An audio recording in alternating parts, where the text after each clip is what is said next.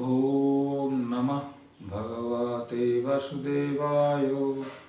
কর্মযোগে তৃতীয় অধ্যায়। শ্রীকৃষ্ণ অর্জুনকে বলিতেছেন, যাহারা প্রকৃতির গুণে মোহিত তাহারা দেহাইন্দ্রিয় কর্মে আসক্তিযুক্ত হয়। সেই সকল অল্পবুদ্ধি মন্দমতিদিগকে জ্ঞানীগণ কর্ম হইতে বিচলিত করিবেন না।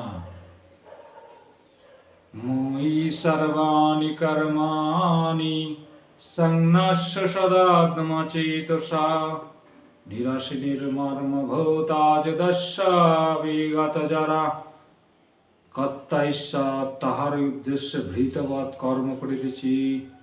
এইরূপ বিবেক বুদ্ধি সহকারে সমস্ত কর্ম আমাতে সমর্পণ করিয়া ও মমতাশূন্য হইয়া শোকত্যাগপূর্বক তুমি যুদ্ধ করো।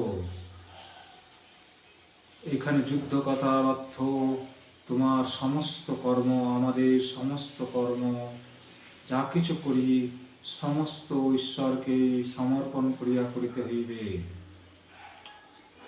ইময়ে মাতমিদং নিত্যমনতিষ্ঠন্তি মানবা শ্রদ্ধবন্তঃ নায়সনন্তমচন্তে তেহ বিকর্মাভিঃ। যে মানবগণ শ্রদ্ধাবান ও অসহাশূন্য হইয়া এই মতে অনুষ্ঠান করে তাহারাও কর্মবন্ধন হইতে মুক্ত হয়।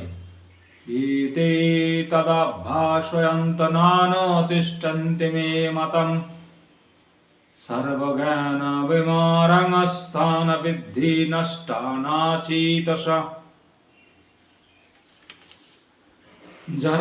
যাহারা অসপূর্ববাস হইয়া আমার এই মতের অনুষ্ঠান করে না, সেই বিবেকহীন ব্যক্তিগণকে সর্বজ্ঞান বিমূঢ় ও বিনষ্ট বলিয়া জানিও।